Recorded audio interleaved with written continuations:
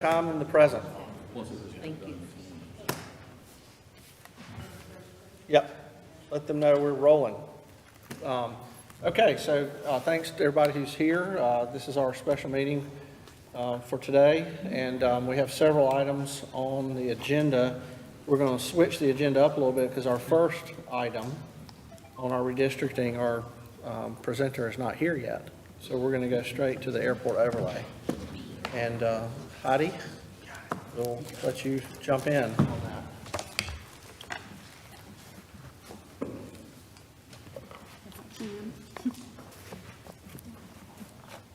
Oh, there.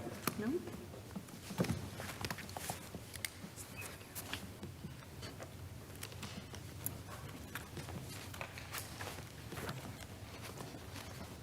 Okay. Mayor and Council, I am Heidi Galante, Planning Administrator with the Planning and Development Department. Thank you. Chris Andrews and I are going to tag team this presentation for you. And before I start, I'd like to give a little bit of background on the basis for this work.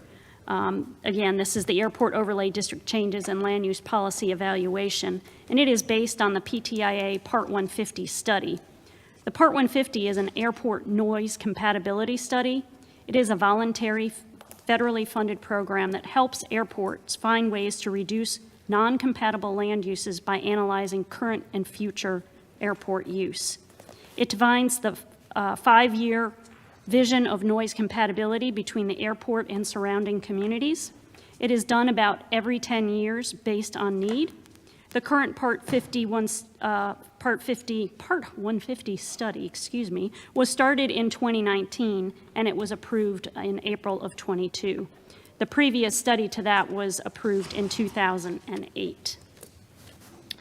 A little bit of the overview of the presentation. I don't know that we're going to have time to go through all of this, but we'd like to start with a little bit of the history of the airport overlay, give an overview of the ARO district standards for High Point, Greensboro, and Guilford County. At that point, we're going to take a pause because we're going to have given you the big picture and answer any questions that you may have. And if at that point we have time, we'll go on and talk about the projected timeline for the assessment that was just recently done and presented to you in July of 21.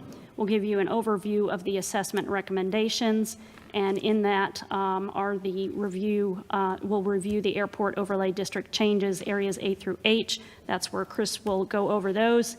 And again, if time allows, we'll give an overview of the land use policy evaluation, policy changes, and land use plan amendment. We do have a public hearing on these items, so we will go into detail on those district changes and the land use policy evaluation. If we don't have time right now, we can do it this evening. So again, I'm not going to read all of this, but just to give you a little bit of the history, it all started in 1998 when PTIA was chosen for the FedEx Cargo Hub. In 2001, an environmental impact assessment was done. In 2002, the city hired Wiley to do further study on the impacts, and they recommended using a nighttime measure where noise events typically affect sleep, and that's called number above, or the NA metric, versus the DNL, which is a 24-hour measurement. In 2003, council adopted the first airport overlay. In 2008, the first Part 150 was approved. Continuing on, in 2011, staff conducted an assessment of the Part 150 study and recommended changes to the airport overlay. In 2012, council adopted recommended changes presented in the assessment. In 2017 and 2019, council amended the airport overlay based on submitted applications from the public. In May of 2019, the airport started the cycle all over again with a Part 150 update. And in July of 21, which I just mentioned, staff presented the assessment of the Part 150 update with recommended changes to the airport overlay. Now I'm going to switch gears a little bit and talk a little bit about the overview of the airport overlay district standards from High Point, Greensboro, and Guilford County. This first map shows you that we have 4 zones. The closest is Zone 1, the first one is Zone 1. It is closest to the airport. It is based on the 65 DNL from the 2014 Part 150 study and no residential or large places of assembly are allowed in that Zone 1. Zone 2 is based on the NA, or that a number above 90, and no new residential is allowed. In Zone 3, it is also based on the NA 90, but residential is allowed with noise level reduction of 30 decibels. And the reason that that was created is because there was already a significant amount of residential development in that area already. So while it has the same metric, the uses are different simply because of what was already in the area. Zone 4 is based on the NA 85, and it just requires notification when properties are sold that you're close to an airport and you're going to have some airport overflights. All zones require that notification and a waiver of claim. Also, I will like to point your attention to this map, which shows the land use underneath the changed zones. It is a little difficult to read, but the hashes show the different zones 1, 2, 3, and 4 as they are proposed to be changed. And underneath, you'll see the land uses in the adopted land use plan, the purple showing the restricted industrial. And the point of this is to show that it goes along with the zones that we want to protect the airport from any safety issues by not allowing residential too close. Therefore, we have the restricted industrial land use up close to the airport. And it also will support future growth, job growth, and growth near the airport and with quick and easy access to I-40. This is Greensboro's overlay district. They have two areas, Area A and B, and they both require notification and a 30 decibel noise level reduction standard. Area A is based on the 2014 60 DNL contour from the 27 Part 150. Residential is prohibited except for single-family dwellings on 40,000 square foot lots. This red area shown is that 60 DNL. As you can see, the majority of the impact from the airport falls to the south, falls onto High Point. If we were to use that same metric, we would have a lot of the residential that we currently have out there not be allowed. It currently extends down into what we are proposing to go to Zone 4, which is only a notification zone. So that would be a very heavy impact onto our residential area. Area B, it's a little bit larger and it's not shown on this map, but it's the 60 DNL line from the 2002 Airport Area Plan. It is slightly larger and extends up into Greensboro up towards 220, but it allows residential with no lot size restrictions. This is Guilford County. They use a 65 DNL contour from their airport area plan, and residential is prohibited except for single-family dwellings on 40,000 square foot lots. Again, you'll see that that impact is primarily south into High Point, and it extends down just shy of where we are proposing to change the airport overlay from Zone 2 to 3 and allow some residential. Again, I'd kind of like to take a pause there and see, that's just kind of the big picture of where the overlay has been and what the different regulations are in the different jurisdictions. See if you have any questions, and if not, then we can take some time and dive deeper into the details. Heidi, Yes. you may have said this, but I may have missed it. Why are the three jurisdictions lines different?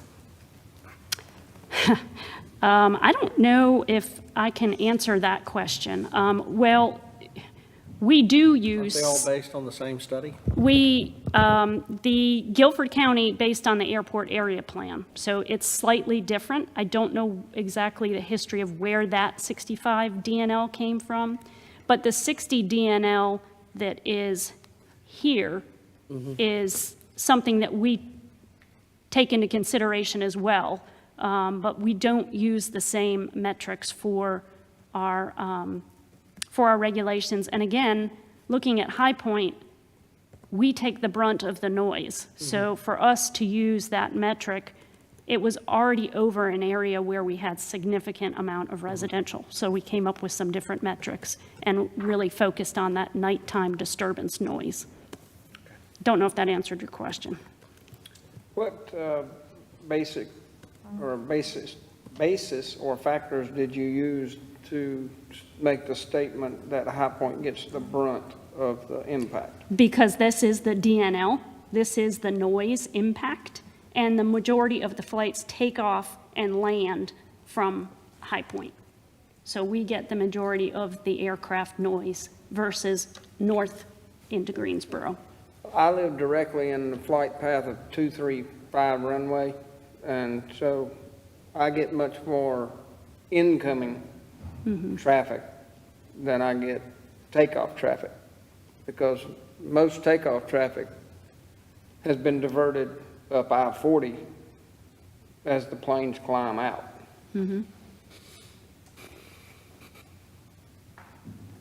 And again, I believe if you have, and I don't know if this is appropriate at this time, but I do believe there are representatives from the airport. If you have technical questions about the operation of the airport and where flights go when they take off or land. Any other questions? If not, and I don't know if time allows, because I know you have a few other things on your agenda, would you like us to go a little bit deeper dive into the details of these of the ARO changes and for the land use policy evaluation that we are planning to hold a public hearing? You want us to go into details on those? Okay. So, again, just a brief overview of the project timeline. As I mentioned before, in July of '21, Council received a briefing on the Part 150 update assessment from Lee Burnett. On September 20, City Council initiated the zoning changes that were recommended as part of that assessment. And from October of '21 to May of '22, staff conducted the land use policy evaluation that was recommended as part of that assessment. In June, we held a public information meeting on both the land use policy evaluation and the airport overlay district changes. In July, on July 26, we were before the Planning and Zoning Commission and held a public hearing on the land use policy evaluation, which was recommended by a vote of 7-0. And August 23rd, we were again before the Planning and Zoning Commission on the overlay district changes, plan amendment, and text amendment, and that was recommended by a vote of 5-3. And then here we are today to give you a briefing and public hearing on all of the items, being the land use policy evaluation, the airport overlay district changes, the plan amendment, and text amendment. I'm just going to go over this slide briefly, and then I will turn it over to Chris to go over the details of the area changes. But again, that assessment, its recommendations are based on the noise modeling of the 2040 Airport Master Plan. We did that because we felt that the Part 150 update was a little bit too far of a rollback. That's what that map is up on the top. Those are the DNL contours, and they are rolled back to just touching down to I-40, and we did not think that this was a good long-term land use view. You kind of look at it as a low tide, and once land uses are put in, it's pretty hard to change. So we didn't feel like that was a good rollback, so we asked the airport to look at the noise modeling for the 2040 from the 2040 Airport Master Plan, and that is what we based our changes on. And then the recommendation is to change the airport overlay district in 8 areas, reducing it by approximately 3,000 acres. There was also a text amendment of adding an navigation easement. We have looked into that, but we have decided not to pursue that at this time. And then, as I mentioned, it also recommended conducting a land use policy evaluation to evaluate the impact of the district changes on our adopted policy, to ensure clarity in our land use policy and determine if land use policy changes are needed. And at this point, I will turn it over to Chris to go into detail of those 8 areas of ARO district change. Thank you, Heidi. Members of council, Mr. Mayor, as Heidi alluded to, there are 8 areas of change. These were the same areas of change that were presented to council about a year ago now. So none of these have changed over time. And just for perspective, this is an overlay district, so this isn't changing necessarily the base zoning of the properties that are there, but does have impact on the land uses. And as Heidi said, there's a number of factors that we considered when recommending the changes in these areas. The modeling from the master plan of the airport flight paths, as well as the physical boundaries of the city, so roads, waterways, that sort of thing. We had previous amendments to the airport overlay district, and then just any desirability of allowing potential residential development to still adhere to those noise reduction standards. So areas A through H, this is a smaller map. There is a larger one as we go, so it may be helpful just to skip to that. But in general, the proposal is to decrease the area of the districts. There are two areas of change, which are Area F and Area G, that actually are more stringent, but overall, there's a reduction of acreage within the entire airport overlay of almost 3,000 acres. So that whole western side where you see Area A, that's being removed from the boundary. Granted, much of that land is not within the city of High Point. So these items, these restrictions would apply once the land is annexed into the city. And then just the thing to note that the land in zones 1 and 2, as proposed there, those are the areas where there would be a restriction on both residential development, and then within zone 1, those kind of congregate land uses like churches and hospitals and things where a lot of people would be gathered. So that just kind of shows some of the consideration that we had given. Again, keeping in zone 3 areas where there was existing residential development. That development's not going anywhere. So we felt like we could expand some of those areas a bit as well, as long as they adhere to that noise reduction.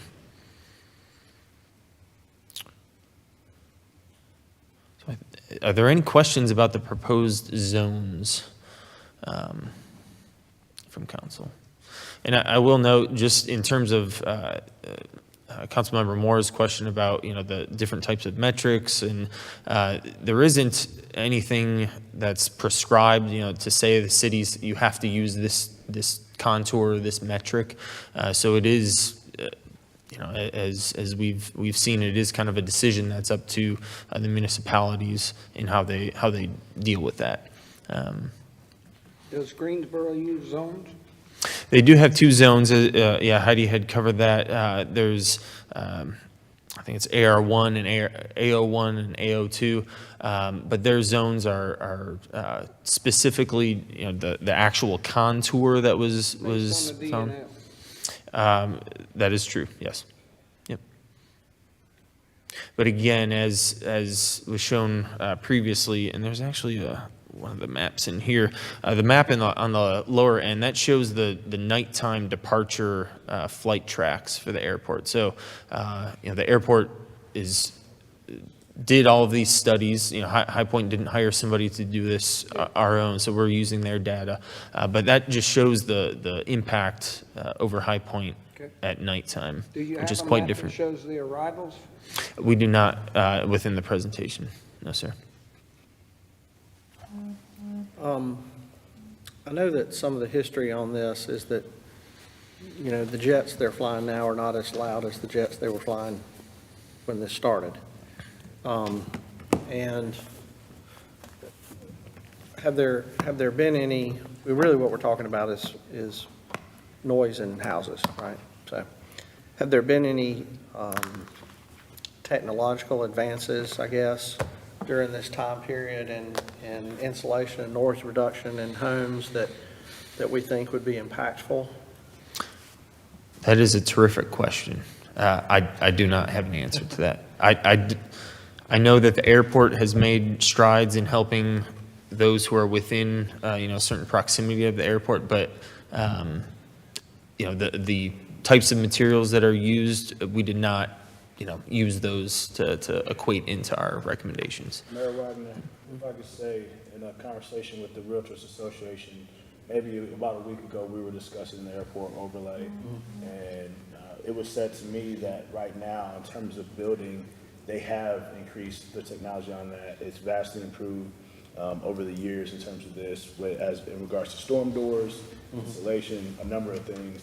And I do think that the Realtors Association will be glad to kind of weigh in on that. And I don't know if any of that information comes into play here in terms of what sort of requirements could be in place for builders in spaces like that. But they did say that it's improved, and they did say that in many places it is required now, because of stuff like that. And that's very helpful. I will note that the city, within our development ordinance, we do not prescribe the types of materials or how you make that noise reduction. It's just got to be certified by a acoustical engineer that they've actually reduced that noise level.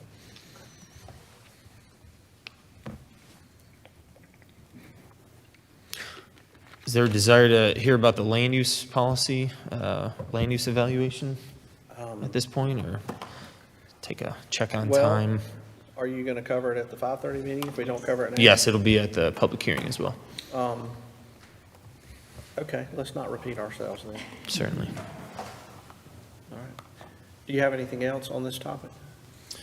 We don't have anything else for prepared presentation, but if there's any questions, we're happy to entertain those. Okay, thank you. Any questions, staff, on this topic? Okay. All the folks here? Okay. So we're going to backtrack then a little bit, and we're going to talk about redistricting. Sure.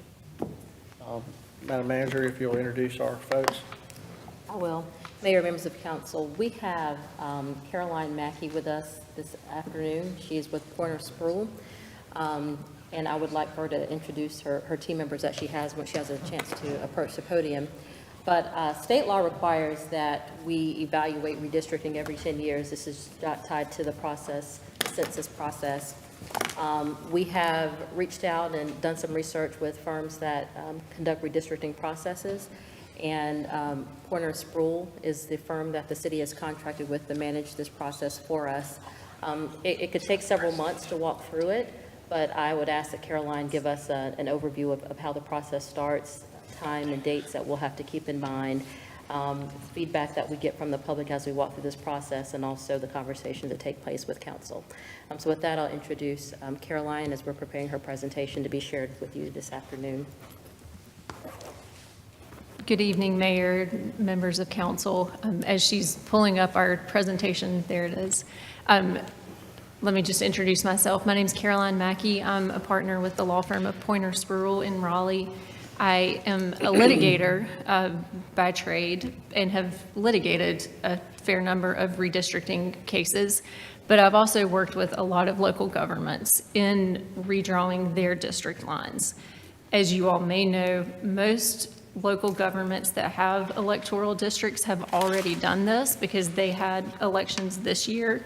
Since you all don't have staggered terms, you were able to wait a little bit after the census data to start this process. So you have our full attention. We're not going from here to Elizabeth City to Charlotte and managing those Monday night schedules in a very short period of time like a lot of our other clients did. But we're here tonight just to give you an introduction of the process and talk a little bit about it. Let me introduce Bill Gilkison, who, for those of you who may have been here 10 years ago, Bill may be familiar. He and, was it Sabra? Sabra Ferris. Sabra Ferris were the consultants that the city worked with 10 years ago to do this. Bill is a lawyer by trade, but he is also probably the most knowledgeable person in the state about North Carolina geography and places. If you mention a place in North Carolina to him, he can probably tell you something about it. We'll test that. And now I've talked him up and I'm going to put him on the spot later. But Bill has a lot of experience drawing maps and revising maps, and so he's going to be the person actually using the computer software to draw the district lines. So let me talk just a little bit about why we're here, why you have to do this. So tonight we're going to talk about what is redistricting, why do you have to do it. We're going to give you a little bit of that census information so you can see what the numbers are and what we'll be working with. I'll talk about the legal considerations as we go through this process, and then talk about actually how the process will work and a timeline. So redistricting is the process of redrawing ward or district lines. They're called different things in different places. I understand you all call them wards, and reallocating population among those. It only applies to true electoral districts. And so what that means is the representative has to live in the district, and only the people who live in that district can vote for the representative. In some places, we have what are called residency districts, and that means that the representative has to live in the district, but you vote citywide or countywide. In other places, you just vote citywide or countywide for all of your council members or commissioners or Board of Education members. But since you all do have electoral districts in 6 of your wards, then you are subject to redistricting. And so that's what this slide is talking about. Do you have true election districts? Yes, you have 6 wards where only the citizens who live in that ward can vote for that representative. And are you within the permissible deviation range? And that's the obligation, that's where the obligation to redistrict comes from. So every 10 years, we have a census that counts the whole population. And every 10 years, we can look at that census information and see what is the change. And the requirement for electoral districts is that the population be substantially equal. So, as you can imagine, population has changed over the last 10 years in High Point. And we need to look at those districts and see, are they substantially equal in population? And this is the rule that we use to determine whether there is substantial equality. We call it the plus or minus 5% rule.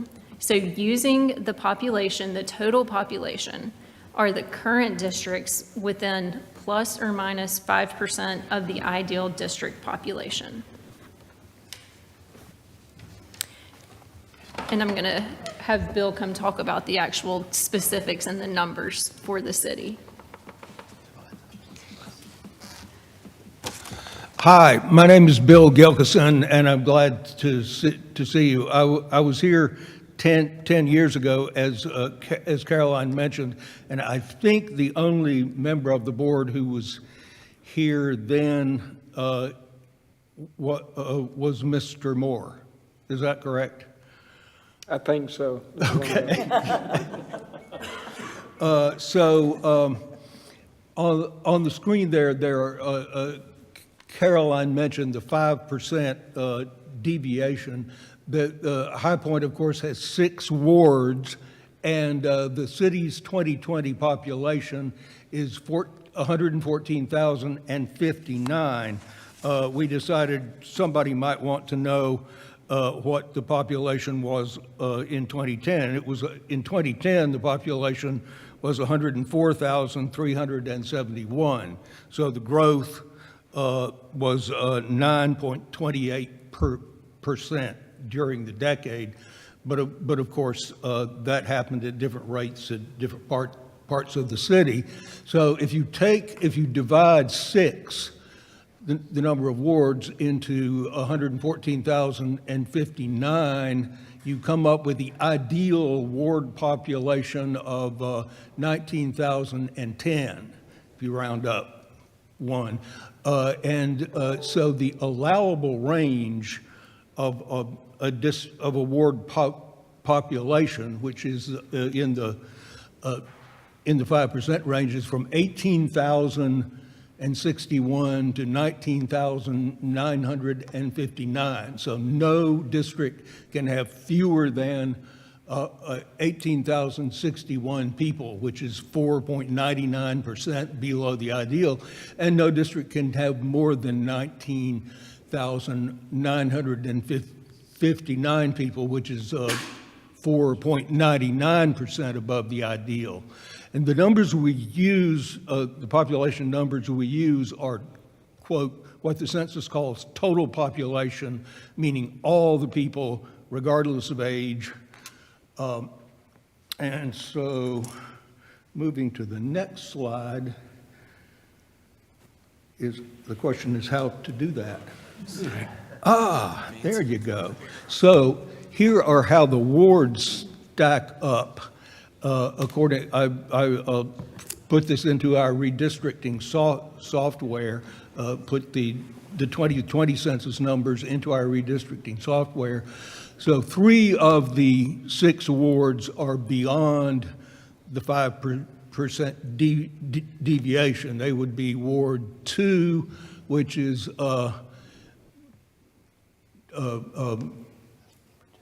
minus 9.3% small, and District 5, which is very close to the right number, but it's minus 5.18% smaller than the ideal.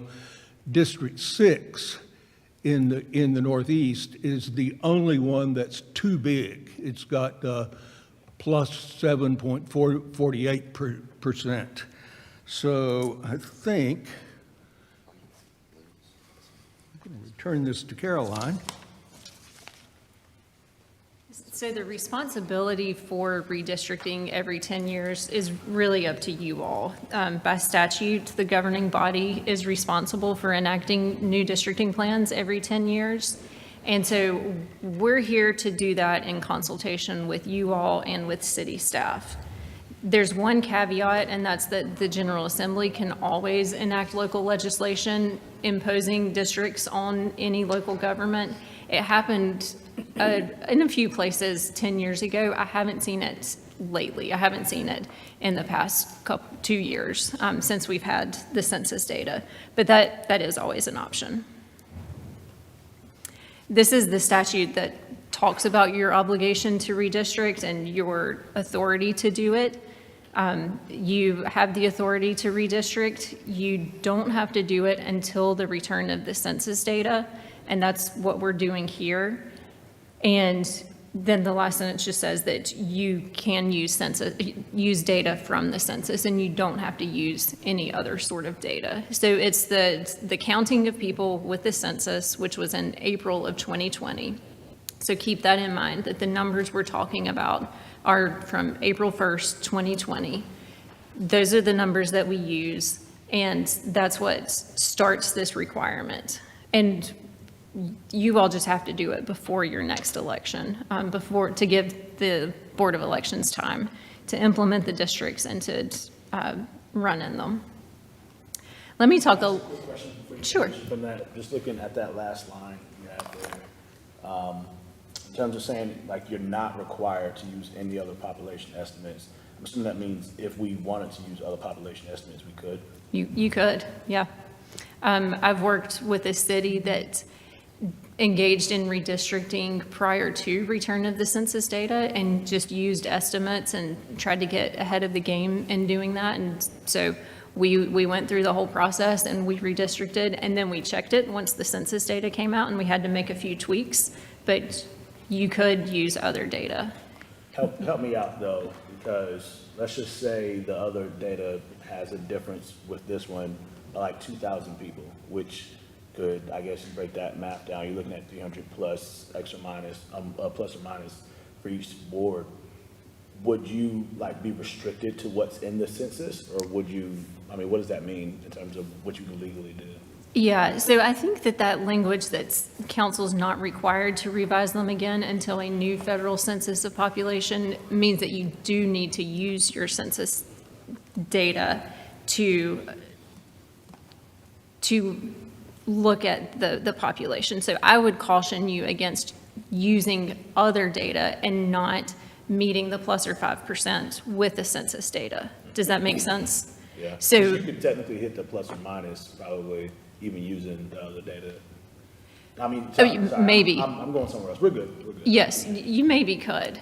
And one thing that you may want to keep in mind is we're going to use the census data to meet that plus or minus 5%, but, and we'll talk about this a little bit later, let's say that there's a large neighborhood or housing development that's gone in since April of 2020, and you know that that's in Ward 3, and you want to account for that over the next 10 years. We could take that into account within the plus or minus 5%. But I would, yeah. All right, thank you. I want to mention just a little bit about race and redistricting. Bill reminded me that 10 years ago, for those of you who were here, you had an obligation to submit your plans to the U.S. Department of Justice under Section 5 of the Voting Rights Act. And that restriction is no longer in place due to a U.S. Supreme Court ruling from almost 10 years ago now. It was 2013. But there is still a lot of case law, and North Carolina is no stranger to the case law on redistricting and the role of race. So generally, there's two sets of principles that govern us. The first is that race cannot be the predominant factor in redistricting unless it's narrowly tailored to a compelling governmental interest. So what does that mean? Predominant means that the race of the people in the districts better explains the lines than anything else. So you can tell that the map maker, when drawing the districts, had race at the forefront, essentially. You can't do that unless you have a compelling governmental interest that's narrowly tailored. And that compelling governmental interest, one of them is generally Section 2 of the Voting Rights Act. So North Carolina has some history of using race for political purposes. That's not allowed. And so this just means that when we draw the maps, we're not going to have information about the race of the voters or race of citizens on the screen. We will provide that information, and you can see the racial breakdown of the districts once we draw them. And Section 2 of the Voting Rights Act was enacted in 1965. It was designed to protect minority citizens from voting methods that dilute their votes. So redistricting is a type of voting method and something that Section 2 would apply to if you have these three preconditions. So the first is whether the minority group is large and compact enough to form a majority in a district. Is the minority group politically cohesive? Like, do they generally vote together and support the same sort of candidates? And does the majority vote, so if you're talking a black and white situation, does the white vote sufficiently vote to defeat the minority votes candidate of choice?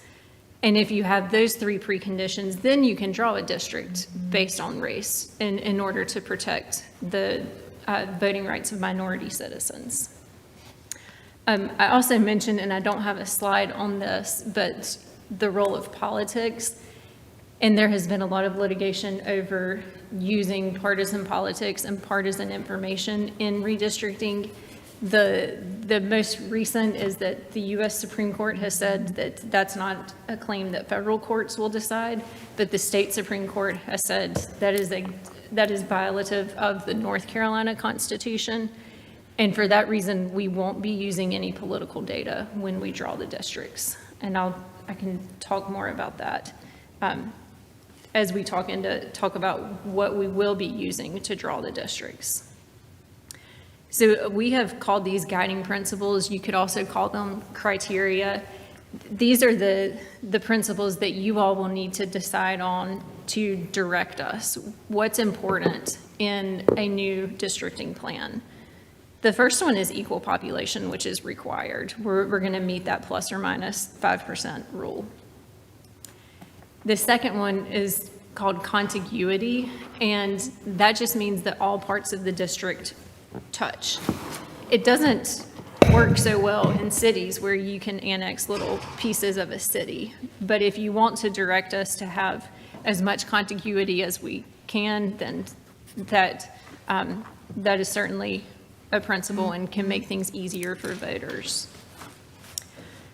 The third is consideration of certain administrative boundaries. So if you'd like us to keep precincts whole, which I think the boards of election that you work with would want that because it makes things a little bit easier for them. But it's up to you all. We can try to keep precincts whole. The overarching goal is that equal population. So sometimes you do have to split precincts, and part of a precinct might have to go to one ward and part might have to go to another. Next, we have avoiding pairing incumbents and/or ignoring the residences of incumbents. So if you all want to make sure that those of you who are elected from wards kind of keep your own district, you don't get paired with somebody else, then you need to direct us to that, and we need to get the information on where you live so that we can put that into effect. You could also direct us to give you a couple of options. You could say, draw one plan where you don't look at that, and let's see what happens. Draw another where you do. Now, the only problem with that is once Bill sees where you live and it's in his mind, he can't exactly undo that knowledge. So if you want two plans that protect incumbents and that don't protect incumbents, we may need to talk about the logistics of that. But May I just add? yes, please. Something here.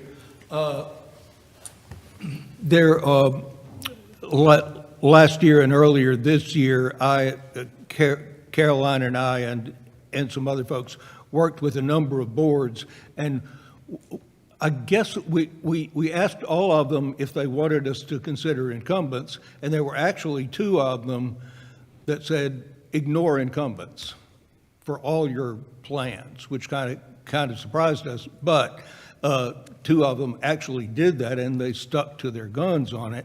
What we told them, and this is what I would like to tell you now, if you say ignore incumbents, residences, I will make it a point not to know where you live.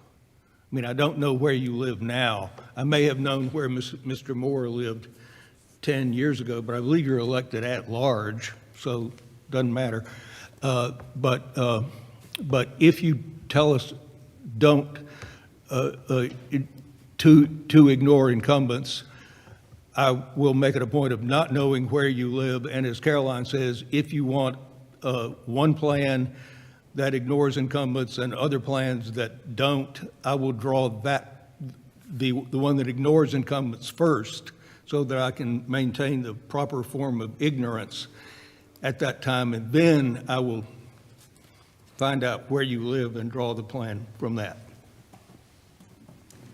The next one is also an and/or, depending on what you all want and what you direct us.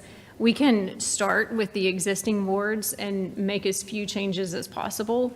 You saw that the breakdown that 3 wards are okay population-wise, and 2 are too small and 1 is too big, I believe. So we could do some adjusting. Now, let me say this, just because a ward is okay and was within that plus or minus 5% population range, and even if you direct us to preserve the core, it doesn't mean we're not going to have to make some changes, because if one ward needs to get bigger, it's got to give some area to a different district. And it's got to be one that touches it. So it's a ripple effect once you start making changes. But with this guiding principle, you can direct us to preserve the core of the existing wards, or you can tell us to start from scratch. Just start with a blank slate, draw a whole new plan. Don't even consider what the existing districts look like when you're doing it. We've had clients who have done both. Generally, I would say people stick with the fewer changes for, it's just what people are used to, voters are used to it, it's less confusing.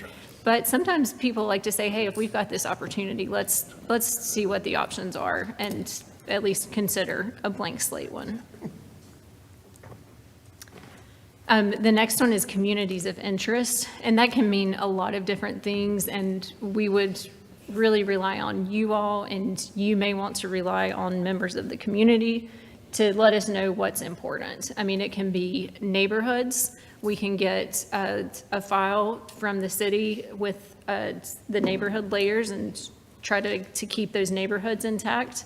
It can be other communities, High Point University. It could be all sorts of things. Any other sort of historical, cultural, economic communities. But if there are certain communities that you think should remain intact in a district, you should let us know that.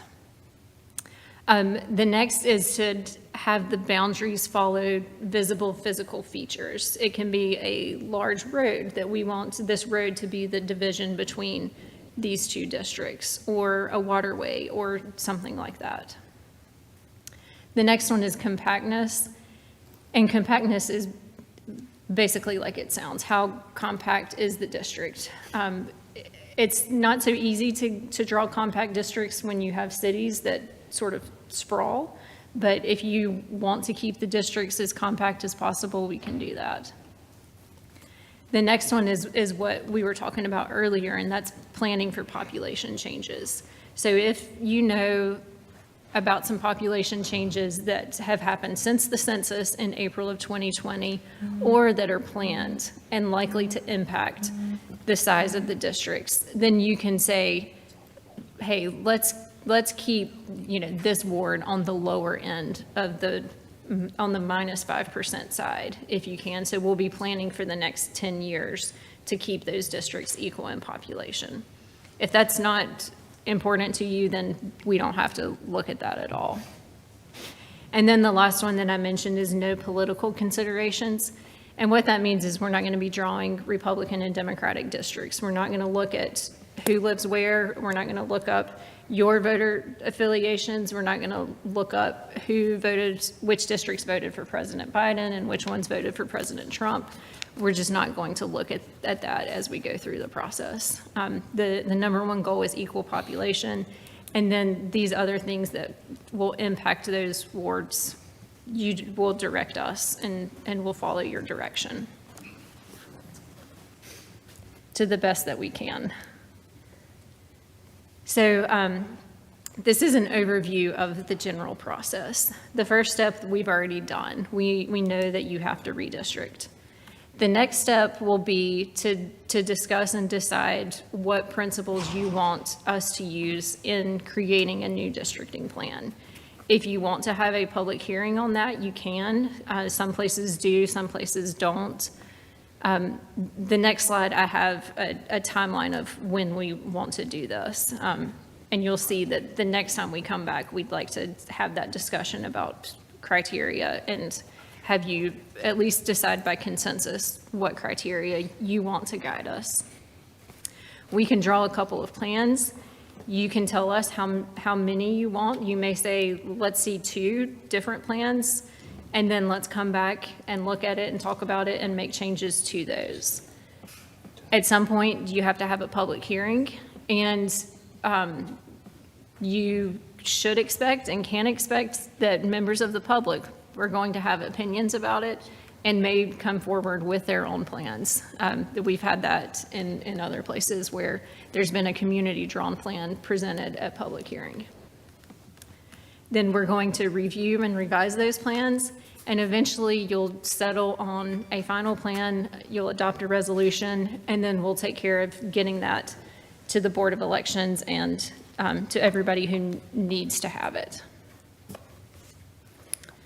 So this is the timeline that we've worked up, and hopefully it gives you enough time to soak in the information, think about it, and come ready to talk about it and make some decisions. So we're planning to be back in 2 weeks to talk about criteria, and then we'll take about a month and a half to put together the initial plans based on your directions that you give us. And then we'd like for you all to take the next 5 weeks to really study those plans and give us feedback on them. We're probably not going to give you the perfect plan. It's not going to suit everybody on the first try. Maybe it will, but in case it doesn't, we've put in a deadline for all requests for changes to come to us. And the process that we would like to do, just because we're coming in as consultants, you as a group are our client. So if one person wants something, we don't know if everybody wants it or if a majority wants it. And so we need to have a process so that everybody knows what the requested changes are and everybody has the chance to weigh in on those changes, and then we can take them and sort through them and if there's consensus, see if they're feasible, and then B, bring them back to you for consideration and maybe adoption. So what we would like to do is have you all send an email to the clerk and to the full council with the requested changes. And before you do that, we'd like for you to talk to the person whose ward is impacted by that. So if you want to take, this section of your neighbor's ward, we'd at least like to hear what that person thinks about it. And then a copy to everybody so that everybody's on the same page. And then we'll have a work session where we sort of work through the list, go through it, and we can let you know, well, we'll evaluate the list and get consensus on the changes, and then we can work on whether they're feasible or not. And we've scheduled that for January 16th. So we have December 29th as the deadline for all requested changes. And then we can take a little bit of time at the very start of the year to look at what's possible.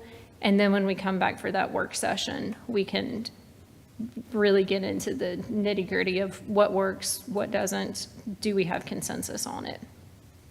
And then February 6th, we will hopefully have a set or 1, 2, 3, hopefully not too many revised plans, but at least 1 or 2 that we will present back to you. We'd recommend a public hearing in March and then adoption in April. So you've got plenty of time to consider the options. And with that, I'm happy to answer any questions. Could you show the population slide again? Sure. That one. This one? Yes.